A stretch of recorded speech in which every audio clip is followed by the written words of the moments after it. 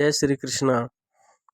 आज हम भगवान श्री कृष्ण और उसके भक्त जो सच्चे प्रेम से उसको भजते हैं, उसकी एक कहानी आपके सम्मुख प्रस्तुत करते हैं। अगर भक्त का प्रेम सच्चा हो तो भगवान उसके लिए नंगे पांव दौड़े आते हैं। वहीं बात जब कन्हैया की हो तो कहना ही क्या है।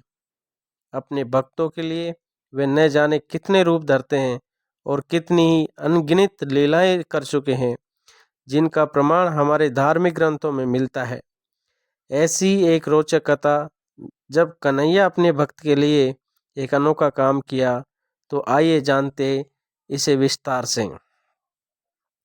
एक बार की बात है, किसी नगर में एक राजा ने एक मंदिर बनवाया, जिसमें श्री कृष्ण की मूर्ति भी रखवाई, लेकिन उसकी कभी पूजा नहीं की। पूजा करने के लिए मंदिर में एक पुजारी रखा गया।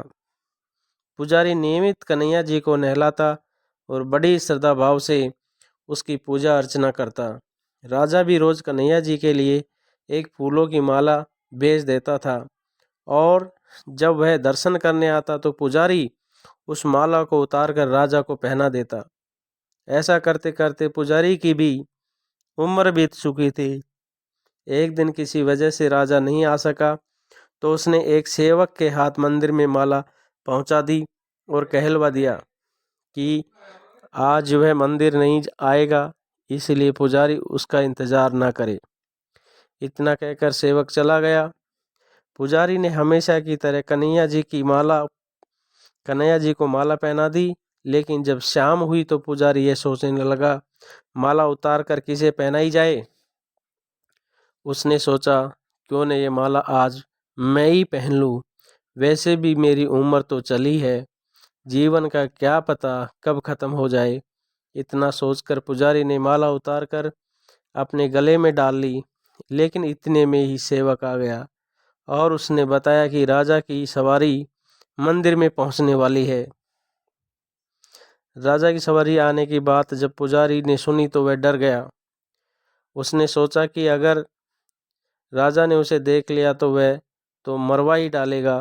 आनन फानन में पुजारी ने माला उतार कर वापस कन्हैया जी को पहना दी। जैसे ही राजा मंदिर आया तो हमेशा की तरह पुजारी ने माला कान्हा जी के गले से उतार कर राजा को पहना दी, और लेकिन माला पर लगा सफेद बाल देखकर राजा समझ गए कि पुजारी ने यह माला स्वयं ही पहनी थी। बस फिर क्या था। राजा क्रोधित हो उठे और उन्होंने गुस्से से पुजारी से पूछा कि माला पर सफेद बाल कहाँ से आया। तब राजा की बात सुनकर पुजारी डर गया और बोल पड़ा, ये तो कन्हैया जी का है। अब तो राजा और भी क्रोधित हो गया, क्योंकि कान्हा तो भगवान है और उनके बाल सफेद कैसे हो सकते हैं।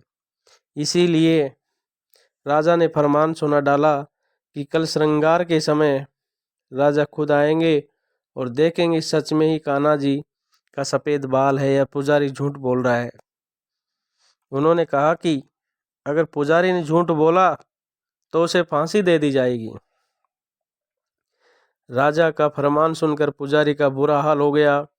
उसने सोचा अब क्या करे, कहाँ जाए, अब तो उसका मरना तय है।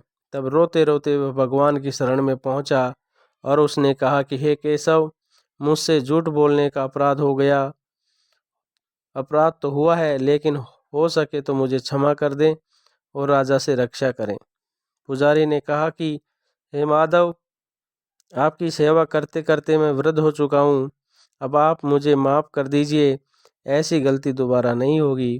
यही कहते कहते पुजारी की ना जाने कब आंख लग गई और उसकी आंख तब खुली जब सुबह हो चुकी थी। उधर सुबह होते ही राजा भी आ गया और कहने लगा, आज कान्हा जी का श्रृंगार वह खुद करेगा। ऐसा कहकर जैसे ही राजा ने कान्हा जी का मुकुट उतारा तो देखा कि श्री कृष्ण के तो सारे बाल ही सफ़ेद हैं। लेकिन राजा को फिर भी यकीन नहीं हुआ, तो उसे लगा कि फांसी के डर से पुजारी ने ही बालों को रंग दिया होगा। राजा ने सोचा कि क्यों न कन्हैया का एक बाल तोड़ कर देखा जाए। इसके बाद राजा ने कान्हा जी का एक बाल तोड़ लिया, लेकिन जैसे ही बाल टूटा। कन्हैया के सिर से खून की धारा बहने लगी। ये देखकर राजा भगवान के चरणों में गिरकर माफ़ी मांगने लगा। तभी श्री कृष्ण की मूर्ति से आवाज़ आई, हे राजन, तुमने मुझे केवल मूर्ति मात्र ही समझा, इसीलिए आज से मैं तुम्हारे लिए केवल मूर्ति मात्र ही रहूँगा। लेकिन पुजारी ने सच्चे मन और पूरी श्रद्धा से मेरी भक्ति की है, इसलिए उसकी अनन्य भक्ति को देखकर मुझे अपने बाल सफ़ेद करने पड़े। कन्हैया जी ने कहा कि भक्ति में कभी भी संशय नहीं होना चाहिए और सच्चे भक्त की लाज तो मैं कभी जाने ही नहीं देता हूँ। जय श्री कृष्णा, जय श्री कृष्णा, जय श्री कृष्णा।